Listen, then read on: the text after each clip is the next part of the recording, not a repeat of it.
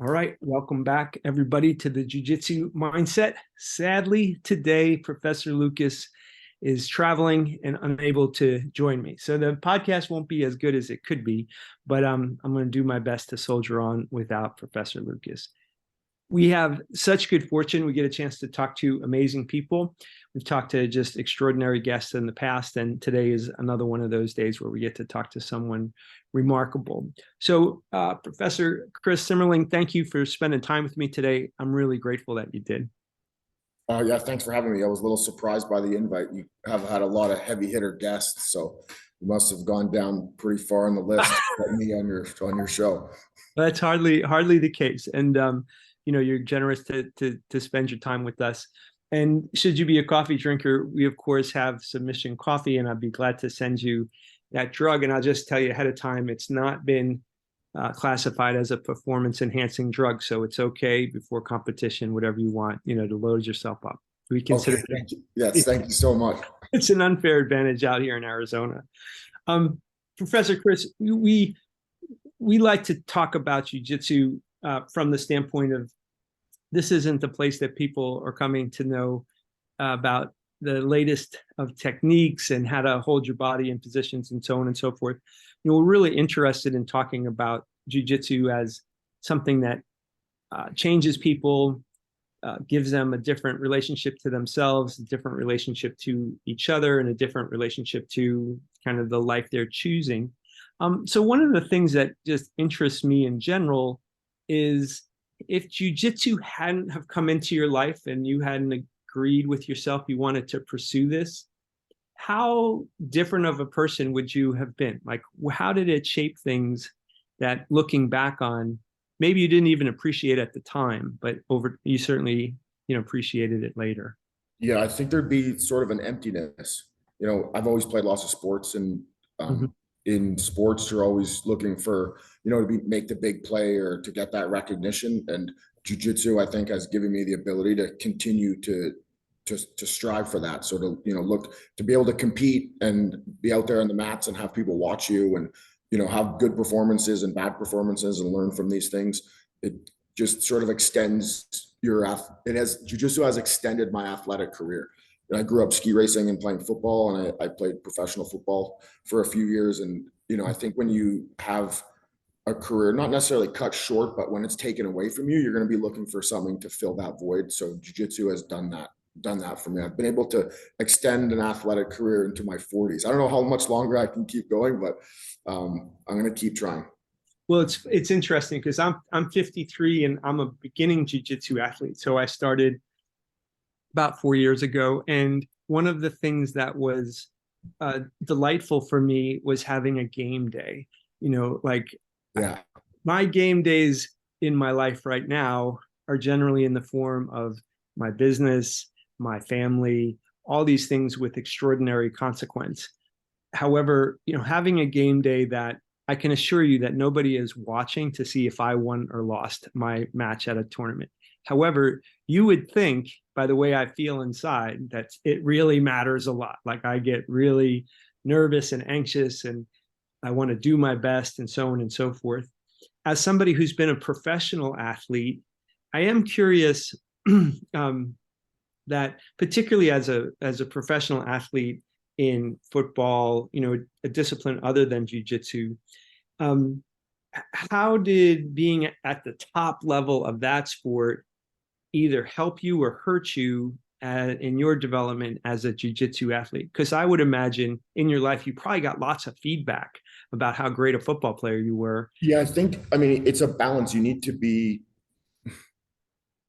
like these, it helps a lot. So, I mean, just the intensity that, a football athlete is going to bring, you touch a football player, they're going to drop their hips immediately. Right. So just having that when you walk into a school is going to put you ahead of, you're a brand new person that, you see these people and nobody's ever touched them before. So they just sort of melt and they fall to the mat, and you're really starting from the basics. And, my dad, I was wrestled with, I have two younger brothers. So I wrestle with my brothers and my dad all the time. So some of these people you run into and you're like, wow, like you've never done anything. And now we're going to try to teach you how to submit somebody.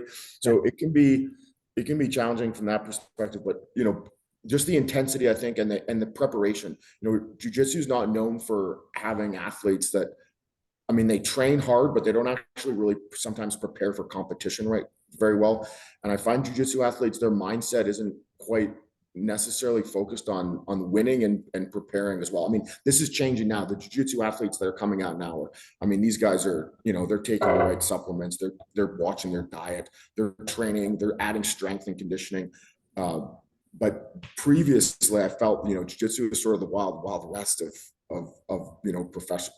I'm not a professional jiu-jitsu athlete either, right? So I mean, I just run a school and compete as much as I can. So I'm not making money, Yeah. as a competitor, but just that mindset of, preparation, and then being the intensity factor that a football player brings to jiu-jitsu is a little bit different, can throw a lot of jiu-jitsu people off, I would say. Yeah, I mean, I noticed that when someone comes into our gym and they have been a wrestler, and it doesn't matter how old they are either, by the way. Absolutely. I wrestled, and when it's day one on the mats for somebody my age, but they wrestled all throughout high school or maybe college, whatever, like that person has a different relationship to, as you say, being touched. I think that I often in other circumstances considered it a dividing line, like people who have been in a fight in life and people a physical fight in life and not. Like when someone punches you in the face, it's a different, you have a different relationship to being punched in the face than you do. And you really need to you need to let your jiu-jitsu athletes know that these wrestlers have mat time also. So, as we know, jiu-jitsu and wrestling is under the grappling umbrella of martial arts. So don't be so discouraged when, a new wrestler is beating up on a purple belt or a blue belt. Just, remind that purple belt or blue belt, these guys probably have more mat time than you. They're not wearing a belt, and their training is a little bit different, but you have to give them a lot of respect, and don't be so upset when a white belt wrestler is manhandling and tossing around your purple belt. Yeah, and we have a culture where we're generally speaking, it's a very unconcerned. If someone comes in with great skills and they developed them in whatever manner before, but I can imagine, and ironically I've had this experience recently where guy roughly my age, brand new, but had wrestled for like 12 years of his life, and I'm a beginner, but I mean, I do wear a purple belt, so I'm not like, it's not the first month on the mat. So when a white belt steps onto the mat and it's their first month, I feel like I should have some advantage. And this person really showed me what it's like to have spent 12 years on the mat. Wrestling mentalities and top level football mentalities I often find have some commonalities, like super tough, not willing to give up on any, like just really, really strong minded people. Yeah, technique wise, you really got to make sure you have your guillotines and omoplatas figured out, because those are the techniques that are going to save you against those guys. Without a doubt, right? I mean, so I mean, when I think about your life of preparation and intensity, and then that leading to where, what tiny percentage of the world gets played for a physical skill like football or something. You're talking about such an elite group of athletes. When you had such mastery of these other sports and other athletic activities, did jiu-jitsu come to you as just a natural sort of, it made sense to you from the beginning, or was there a turning point where you were like, okay, you know what, this didn't make sense, now I have this epiphany? Or maybe it was just over time when all of a sudden, like, all your physical gifts could be applied in the jiu-jitsu I think it came to me pretty quickly, but what I've noticed with jiu-jitsu is you'll come across techniques that don't resonate with you at the beginning, and it's easy to discard those techniques. And then as you sort of become, more experienced with your jiu-jitsu as a brown belt and black belt, you're going to realize that, hey, maybe that technique, I shouldn't have, got rid of it so quickly. And then you sort of start to explore it.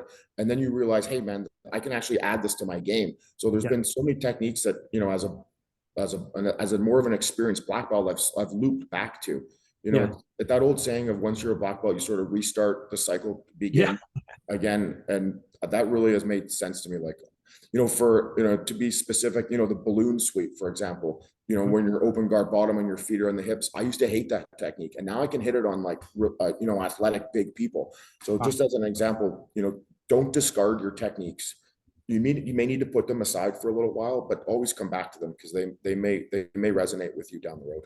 I think that's terrific advice. I can tell you, as somebody who, uh, as a 50-year-old beginning jujitsu, a lot of my proprioception was not, might have been suited to weightlifting or things that didn't involve how to move another body around. And so in many ways, like, me being a beginner brought me all the way back to being a beginner of a child, of doing like wrestling with friends in the yard or type of stuff. It was and in order to remain engaged, I've had to have a sense of devotion to, like, the idea that things happen over time, even when you don't think they're happening. So when you talk about not discarding a technique, I've had that in these last 4 years where I'm like, I'll never be able to do that. Like that Yeah. can happen. And then slowly, just through repetition and tiny little incremental gains, all of a sudden I realize, oh, you know what? Like, this old dog can learn a new trick. John always talks about, your techniques are like a small child. So Yeah. you don't just take a small child and take them skiing, for example, and throw them down a hill and say, hey, Yeah. you're a terrible skier. We're never doing this again. These it takes a while to develop these skills, and also the confidence to try a technique, because Yeah. lots of techniques that when they fail, you're going to end up in a bad position. If you have weak triangles or poor arm bars, you're going to get your guard pass. Your legs are going to get tossed to the side, and you're going to be fighting from bottom side control with a crossface. And then you're going to think, hey man, I shouldn't be using this technique because I'm just getting crushed from side control all day. My triangle's no good. Well, maybe just keep drilling these things and find somebody in the room that's good at that technique and notice the little things that they're doing. And then maybe you can try to find the things that you're not doing as well, or go ask that person. Yeah. Yeah. No, I couldn't agree more. I mean, I think it takes a while to develop this stuff. So you want to have a short memory, but sort of a long memory at the same time, which doesn't really make sense. But because the techniques, you may learn them in your subconscious. Yes, by watching. Visual learning is a real thing. So without a doubt, I think. Yeah. I mean, and to not give up is to allow yourself to, the parts of you that your non-thinking brain, to train itself. Like, I like Hicks and Gracie talking about educating your instincts. Right. I mean, and so things that I might not be consciously deciding, even at my, early stage of development, my body is now starting to move in reaction to the weight of my opponent or the angle of my opponent in non-conscious ways, that when I see them work out properly, I'm always shocked. But your jiu-jitsu to be proficient really needs to seep into your subconscious, because if you're thinking with the front part of your brain, you're always going to be a little bit behind, I think, which is hard for people to understand. We have a lot of engineers and corporate people and accountants and lawyers and cops at our school, a lot of professionals, and these people, they always want, like, if this happens, what do I do? Sure. Or, if I put my arm here, what's he going to do? And there's no right or wrong answer to these questions. Right. You need to feel what's going to happen, because there's too many variables to discuss each and every possibility that this could go down here, right? So I think I'm a better competitor than I am instructor, because sometimes they'll be like, hey, what do I do here? And I'm like, okay, well, I need to be put into that position. Right. From saddle, for example, I'm like, oh, let me feel it. Let me jump into saddle. If he moves here, I'm going to go here. If he goes this, I'll go here. There's no right or wrong answer to a lot of this stuff. So it just needs time on the mats to let it seep into the back of your head. Yeah, without a doubt. So for me, the notion of, like, learning the technique and the principle, Totally. in the part of your brain is just, both things have to happen. Like, you have to have a chance to, like, okay, we're going to talk to the front of your brain, put your knee, your foot here, grab this, and so on and so forth. And then, but it's the principle, I think, only sets in over repetition. Sure. Like the idea of what's happening here. And I think you have to present that to the class evenly, because the people that want everything all laid out for them, you need to provide those answers to those people. And then the people that want more of the philosophy of, hey, where are we going to try to go? What's the roadmap from this position? You need to give those people that data. So you need to have a little bit of both. If you're just doing one, you're going to lose all the other people, and vice versa. Yeah, that makes a lot of sense.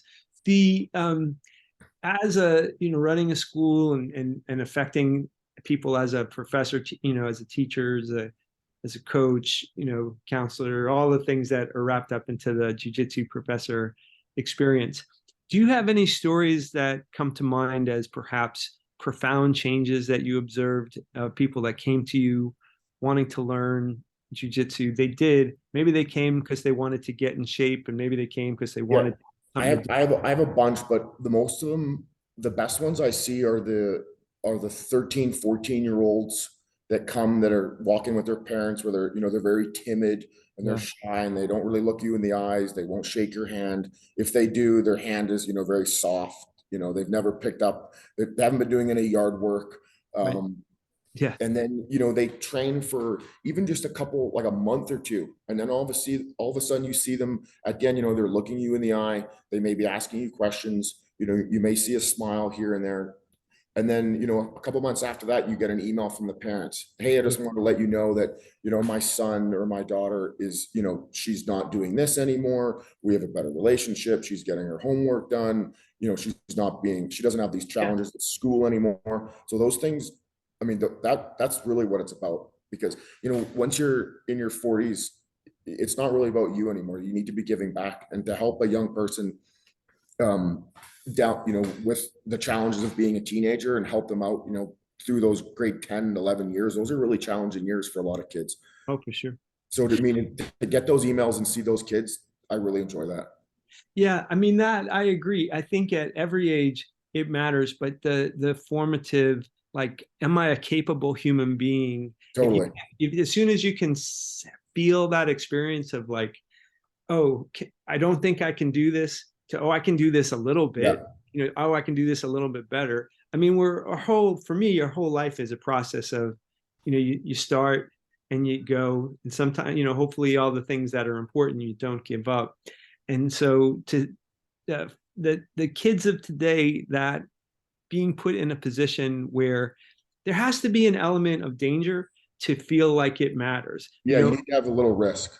Got to be some risk in there. Yeah. Otherwise, the victory doesn't really mean things. And Yeah, I think every school has, the guy that lost 30 pounds, or, yeah, right, right. those are all very typical stories. But when you're affecting teenagers, I just find teenagers, some of them are just so fickle and, unsure of themselves, and they're not Yeah, playing other sports. And then their parent, they see some Joe Rogan podcast or Jocko Willink, and then they're like, oh, I'm going to put my kid in jujitsu. And right. so, some of these kids I feel sorry for, because I mean, you just want to drag the parent onto the mat and say, Yeah, hey, stop coaching your kid. You know nothing about this, and you don't even train. So, right, right. and I Yeah, always worry, it's always the conversations on the ride home with these parents, because they're giving the kid a hard time about, they lost, or they should have fought through the submission more. And, the parent doesn't even train. Like those yeah. parents, without being, you should be criticizing nothing and praising everything. If you I don't couldn't agree more. Yeah, Yeah, if you don't train, but criticize nothing, praise everything. At the same time, we need to see, we want, prepare properly for your events and give great effort. If you're not giving great effort, we're not going to be praising poor effort. So, right. you don't want to take that saying too far the other way, where, everything your kid does is great, and you're not challenging them. So we want to see great effort on the mats, but you need to be incredibly positive with the kids that are training jujitsu, because I see a lot of parents are pushing their kids too much, and Sure. that's not great either. Yeah. The Gracies used to have this saying, you get two presents for winning and one present for losing, right? Mhm. And what that doesn't mean you actually hand the kid the present, but it means you don't focus on the result of the match. You Right. focus on the preparation and the effort part of it, because then the child or the athlete isn't, they're going to continue to put themselves in those risky situations because they know the result won't be criticized by you. But if they're worried that the result of the match is always going to be criticized, then they don't want to take the chance to compete. And I see this all the freaking time, man. Yeah. No, And yeah, sometimes I tell parents this and they look at me and they're confused. They're yeah, like, yeah, but we want to win. We want to breed a winner. It's like, right. yeah, but for every, Serena Williams Yeah, or right. Tiger Woods that never left the court or the mat, there's 10,000 kids that quit their sport because Right. you were an idiot on the way home. Yeah, yeah. No, that's terrific. I mean, I think of commonly we talk about, well, what's the hardest belt in jiu-jitsu to get? And without a doubt, it's the white belt. Because if you take a look at like everybody who has never, stepped on the mat, it's the white belt. It's a pretty exclusive club. And so I think jiu-jitsu carries with it such personal risk, not as for a kid, not just in terms of what can happen to them, but because it's just there you are in front of everybody, and it's just you, It's just and you, yeah. and that's intimidating for everybody, but for an 11-year-old, a 15-year-old, Yeah. who, particularly one that perhaps comes into the environment not having been an athlete elsewhere. I mean, you talk about soft hands and whatnot. I hate to get into that generational notion that, one generation had it.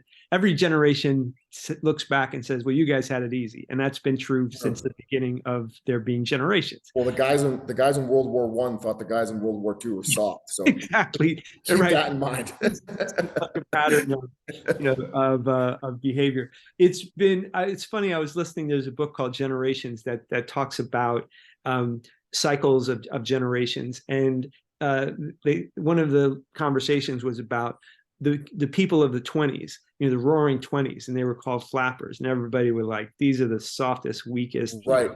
Yeah. And all of a sudden, those are the people who ended up being the soldiers in World War II. Right. And then, so I think right now, all the criticism of this generation being whatever, they'll probably be leading us out of some terrible thing in the future. I think, yeah, it's definitely a bit of a generalization. Like, I run into so many great kids. It's not that all the kids are soft and they all just want to sit home. That's totally nonsense. Like, I remember I coached football for a number of years on a high school, for a high school team. And people would always ask, like, do kids want to play football anymore? Like, how are you dealing with soft kids? I'm like, man, the kids I'm dealing with are great. These kids are grinders. I mean, they're awesome. So there are definitely soft people out there, but there always has been. It's always a mix. The mix is probably the same percentage as it's been since the beginning of time. And you never really know who's who. I think that jiu-jitsu, Professor Luke and I talk about this, like, jiu-jitsu has a tendency to take the timid person and make them less timid and more confident. Right. It also has a tendency to take the arrogant and overconfident person and give them some humility, and that moves people towards this mean. I will tell you, and you're exactly in line with what I'm about to say. Like, we had, Master Pedro Sauer came on and talked to us, right? And it was such a treat to talk with him. I mean, an incredible source of like the story of jiu-jitsu and being able to be connected to Elio. And one of the things that he said that stayed with me is that he's like, as you get to jiu-jitsu players at the higher levels, says they've really had a lot of the negative qualities of their personality kind of squished out of them. Like, it just, you can't become great without that sort of humility baked into who you are, because you'll quit. Now, I know there's a couple of people that come to mind that people might say, well, that's not applied 100% across the board. But I will say this: we have interviewed extraordinary people, among yourself included, and I have found that to be the case. Like, there's something about the discipline required that speaks to character. It just speaks to character development, and the character produces just one that I always find. I will say, though, a 1% or maybe 0.5% of people that do train jiu-jitsu, you will create a super villain. Probably true. I've seen it a couple times. I think I've only seen it maybe once or twice, but you can create super villains. So you got to keep your eyes out for those people. Without a doubt, I guess that's true. Every strong medicine can grow all kinds of stuff.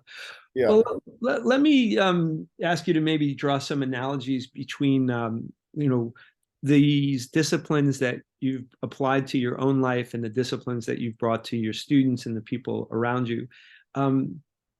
Maybe you could talk a bit about how those disciplines have been carried off the mat, maybe both for yourself as somebody who, certainly seems like your whole life you have been a very disciplined person.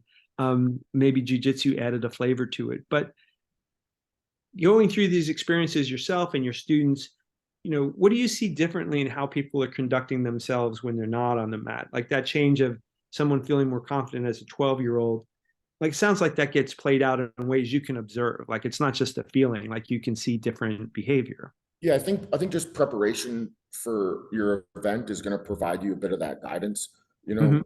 being off the mat, having things in line in your own life, Right. having, not missing deadlines, Yeah. just little stuff, if the credit card needs to be paid today because otherwise we're paying an interest rate on this. So just little stuff like, preparing for a tournament. We run a competition class here, and people always ask, "Hey, do you think I'm ready to compete at this tournament next weekend or the weekend after?" I'm like, "Well, we haven't seen you at the competition class, so if you can't handle the competition class, you're probably not ready for the tournament."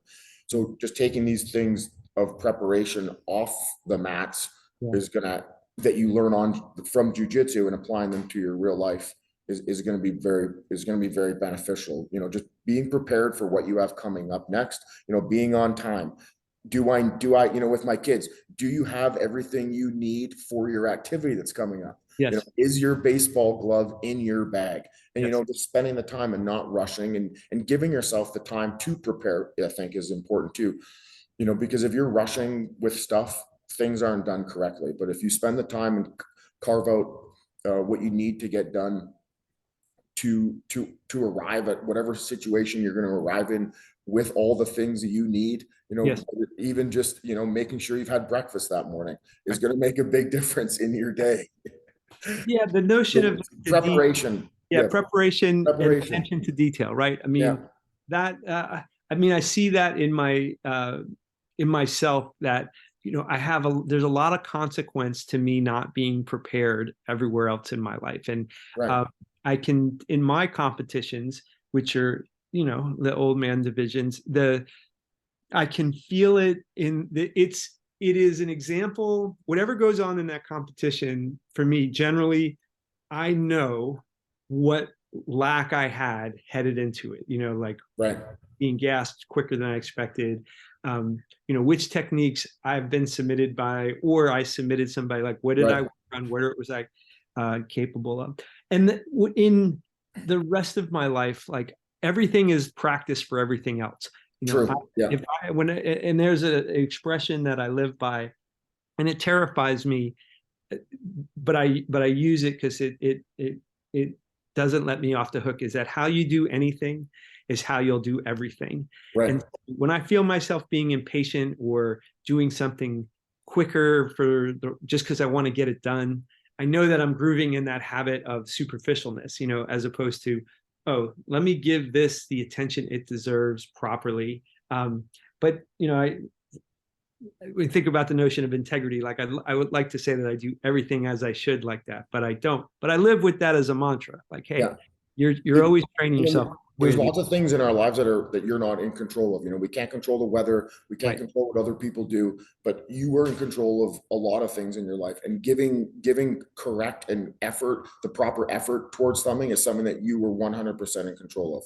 Yes. If the coach doesn't like you and you're playing, a position that you don't want to play, or from a baseball or hockey perspective or football perspective, these things don't work out for you all the time. You're going to be stuck in right field sometimes, or you're Yeah. going to be a backup player on a special team. But if you're prepared properly for when your opportunity arises, Right. you will make the play if you're prepared to rock and roll at that moment. Yes. So if you can control your effort, which is what you can do, things will work out for you. Yeah. The hardest working people in the world, they're generally the luckiest, right? I mean, it's Yeah, like that's look at them and they're like, oh my God, that guy's so lucky. yeah. And How does that happen, right? yeah, that's the tip of that iceberg. Well, there may be somebody listening out there who's like gets motivated, wants to kind of find their way onto a mat. Can you tell us a little bit about where you're at and your school, and perhaps there are Yeah, ways we're that located in Calgary, Alberta, in a community called Boness. okay. And I tell people this all the time: like, jujitsu is not for everybody. We People out there have this, without naming names, say that jujitsu is for everybody. We have a sign on our front door that says jujitsu is not for everybody. So we tell people all the time, like, maybe this isn't the right sport for you. Okay, right, But we do take care of our new people, right. and we are getting better at taking care of our new people. Our school's more of a collection of people that trained at other schools. Okay. But yeah, come try jujitsu out and see if it's for you. And if you don't like, and give it a couple shots too. Like, you may try a school that's close to your neighborhood, And if you don't like that school, go, expand your search, go to another neighborhood, because that, jujitsu is not like judo where it's run by a federation and it's all very consistent. You can walk into one school and it's going to be completely different than another school. So give it a second try if Yeah, first yeah. try is a disaster and you hate the professor and everybody on the mats. Right. We encourage people that go sit and watch, like go see what, Absolutely, yeah. because I mean, cultural fit for like how, how classes are run, how people are treated, so on and so forth. Totally. The amplitude of attitudes about like what does it Yeah. mean to run a class is pretty wide, And I and think it's funny to play that trick on the school just to say that you're visiting, because to see how they treat you versus as a visitor versus a potential student. sure. So Yeah, walk in there that's and just yeah, just walk in there and say you're visiting, and then just see how you're treated. yeah. Well, probably one of the things that the podcast is focused on is that to be really careful about giving up the jujitsu journey. So I will admit we're among those people that like, hey, you don't know if it's for you for a long time. Like you Yeah, you have, won't. you And know, and you and, gotta and the other hang in. thing I always tell people is if you start jujitsu and then you're still a white belt or a blue belt and you're gonna run into a lot of injury adversity. Mhm. And you're gonna get hurt shoulders, hurt knees, hurt, whatever it is. But Sure. don't freeze your account. Come to the class, Yeah, watch the class if you're unable to be in the mat. And if you can't train live, still grab a training partner and drill the technique. Don't just cancel your account and quit the sport because your knee hurts. right, And right. I think most of these people are actually hurt, they're not actually injured. Yeah, yes, right. There's a Yeah, big difference. So, without it.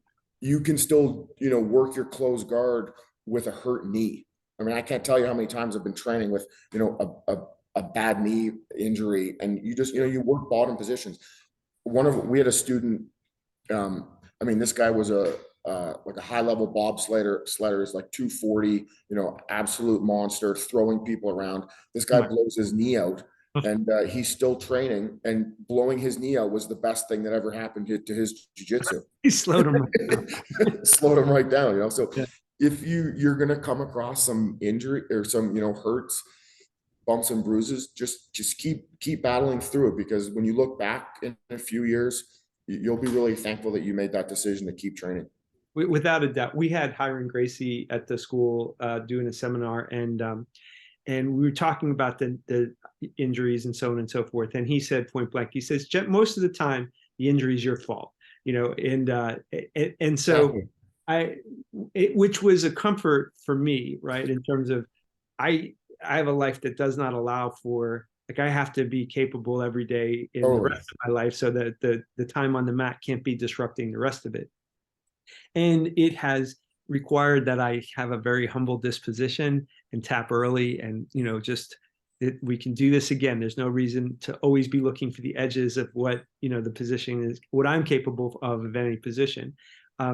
So yeah, from an injury perspective, I agree. Like, you got to keep yourself in proximity, especially in the beginning, because if it hasn't really become a part of you, I think it's too easy to find yourself walking away from it. But hey, Professor Chris, I thank you for spending time with us today. I mean, I really enjoyed the conversation, and I'm glad to kind of hear your affection for the teenage age group in particular, because when I think about like what time of your life, if you get positive feedback, does that stay with you the rest of your life? Like those people who are in that time of life that are getting that you're affecting people in a way that they're going to carry being a teenager is not easy, and your perspectives are always going to change. You're confused with everything. You're getting bombarded with a bunch of different information. So if you can help those people out, you're going to set them on a good path. Yeah, and then we all win as a society, because we need those people to grow into the types of adults to lead us into the next thing. So Absolutely. thank you so much. I appreciate everything. Yeah, Peter, thanks for having me.